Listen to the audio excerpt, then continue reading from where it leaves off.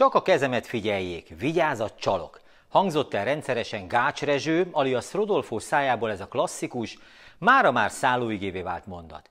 Rodolfo, akinek trükkjein bűvészgenerációk nőttek fel, egyetlen kártyapaklival több mint 1000 mutatványra volt képes.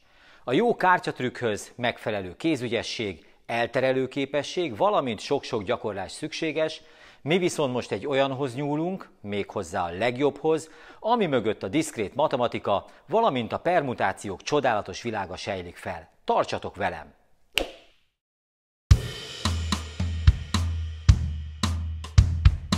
Sziasztok! Ez itt a Matek Univerzum, Szaka Attila vagyok.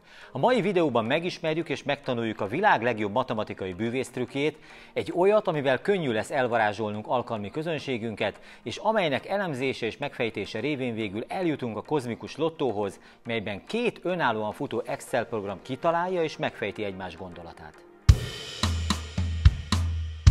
Az eredeti trükköt William Fitch Cheney matematikus bűvész írta le Five Card Trick, azaz 5 lapos trükk néven 1950-ben, majd később Art Benjamin matekmágus tűzte műsorára 1986-ban, és tette ismertté világszerte. A varázslat bemutatásához egy 52 lapos, jól megkevert francia kártyacsomagra, valamint egy bájos segítőre lesz szükségünk, ez utóbbit Molnár Luca személyesíti meg.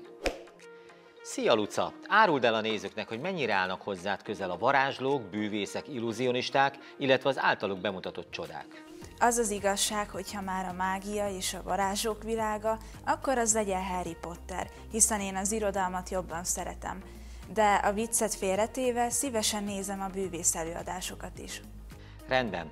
Kezdjünk is neki. Annyi lesz a feladatod, hogy a jól megkevert pakliból válasz ki tetszőlegesen 5 lapot,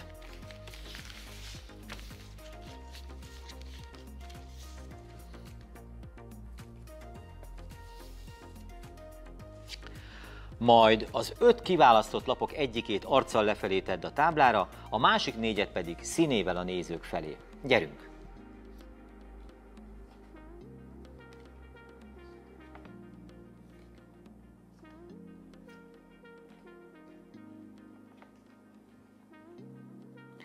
Köszönöm szépen, most én leszek a bűvész és megpróbálom kitalálni az általad elrejtett lapot, ami nem más, mint a Pik 4-es! És igen! Lássuk akkor ugyanezt még egyszer. Fordítsuk meg a játékot, valaki a közönség soraiból válasszon 5 lapot, most én fogom ezek egyikét elrejteni, és nézzük meg, hogy Luca le tudja rajzolni az általam kiválasztott lapot.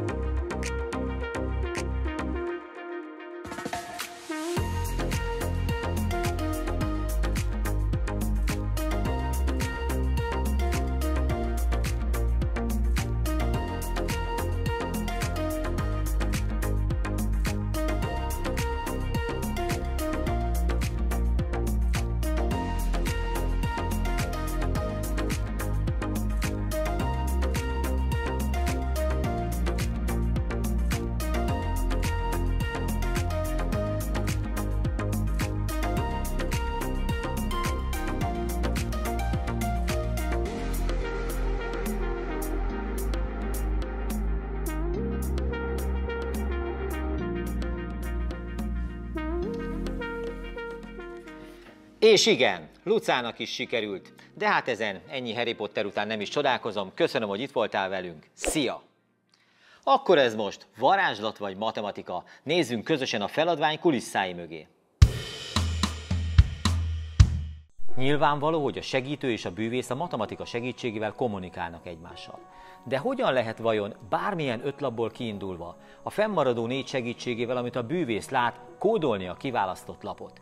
Az első, ami a segítségünkre siet, az a matematikából jól ismert skatulja elv, azaz jelen feladvány megfogalmazásában. Bárhogyan is választunk ki 5 lapot a pakliból, abban biztos, hogy lesz 2 egyforma színű. Gondoljunk csak bele, ha az első 4 húzásunk 4 különböző színűre sikeredik, akkor az 5. lap biztos, hogy megegyezik majd valamelyikkel. Vegyük ki elsőként a 2 egyforma színű lapot. Ezek egyikét fogja a segítő takarva az asztalra, a másikat pedig színével felfelé elsőként melléje tenni. Már csak az a kérdés, hogy a két egyforma színűből melyik legyen. És itt vesszük elő az alkotó Ficccini zseniális trükkjét. A francia kártyacsomagban minden színből 13 lap található, áztól egészen a királyig. Ha ezeket egy körben elrendezzük, az áztól indulva, amit jelentsen egyest, egészen a 13-at érő királyig, akkor könnyen belátható, hogy bárhogy választjuk ki ezen a körön a két kártyánkat, az egyik lap maximum 6 lépésre lesz a másiktól az óramutató szerint. A segítőnk azt a lapot teszi színével lefelé az asztalra, vagyis az lesz a rejtett, kitalálandó lap, amelyik legfeljebb 6 lépésnyire van a másiktól az óramutató járásával megegyezően haladva. A másik lap lesz a felfedett lapok közül az első. Ez a lap kódolja tehát a színt, illetve már tudjuk, hogy innen indulva 1, 2, 3, 4, 5 vagy legfeljebb 6 lépésen belül a titkos, letakart laphoz jutunk.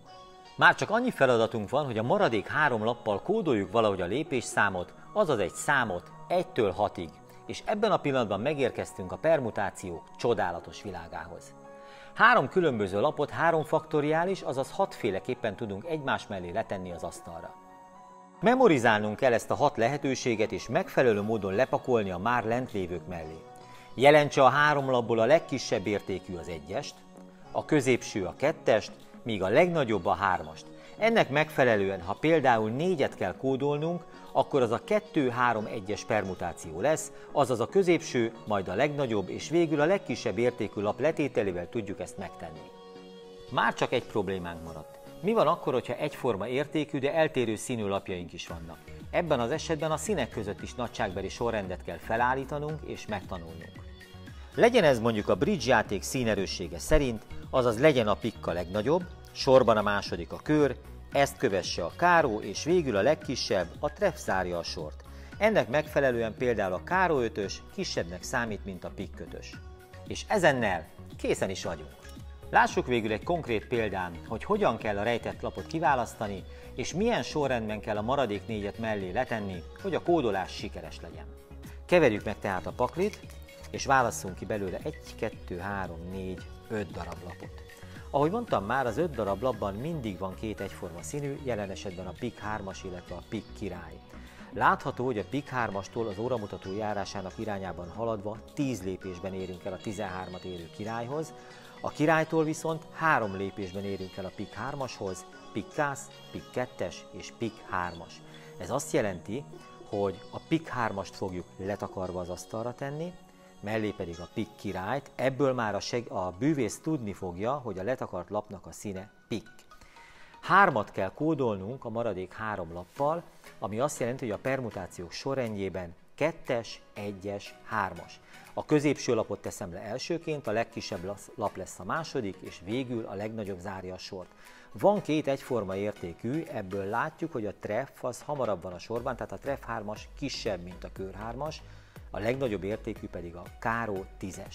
A középsővel kell kezdenem, kör 3-as, ezt követi a legkisebb értékű lap, a treff 3-as, és végül pedig a legnagyobb, a káró 10-es zárja a sort. Ha megérkezik a bűvész, már tudja, hogy a letakart lap a pikk, ránéz a lapokra, középső, legkisebb, legnagyobb, ennek az értéke a permutációk szerint 3, elkezdi a számolást, pikk ász, pikk 2, pikk 3.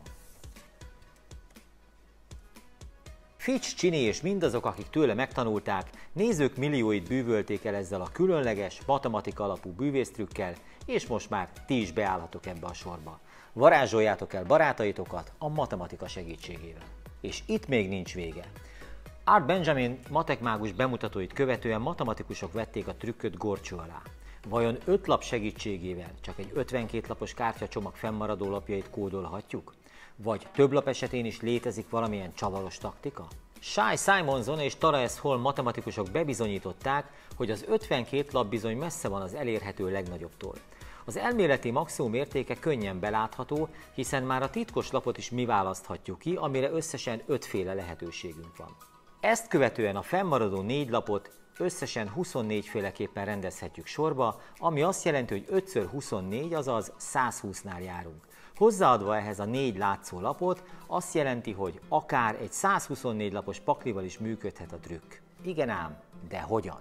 A Simonson és Holm által kigondolt matematikai eljárás elég bonyolult ahhoz, hogy élőben bemutathassuk, készítettem ezért egy-egy Excel programot, melyek ki fogják találni egymás gondolatait, és ezáltal el is érkeztünk a kozmikus lottóhoz. Nézzük tehát, hogy hogyan is működik a kozmikus lottó.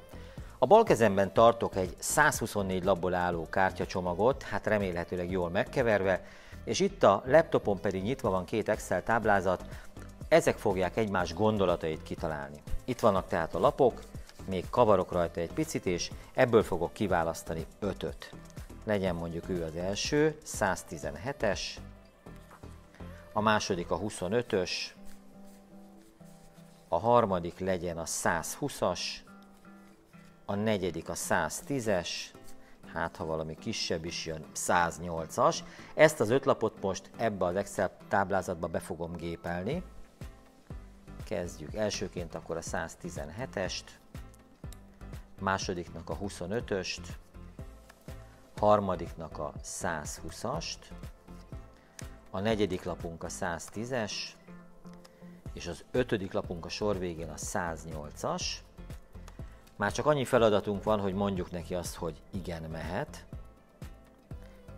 Elkezdheti a gondolkodást, és azt mondta, hogy tegyük félre a 25-ös lapot, és a másik 4-et kódoljuk be a másik Excel táblázatba. Tehát tegyük félre a 25-öst, takarva, és akkor a 108-ast, a 120-ast, a 110-est és a 117-est beütjük majd a másik táblázatba. Ezt le is zárom, teljes egészével, hogy látszódjon, hogy erre már nincsen szükség, nincs is mentés.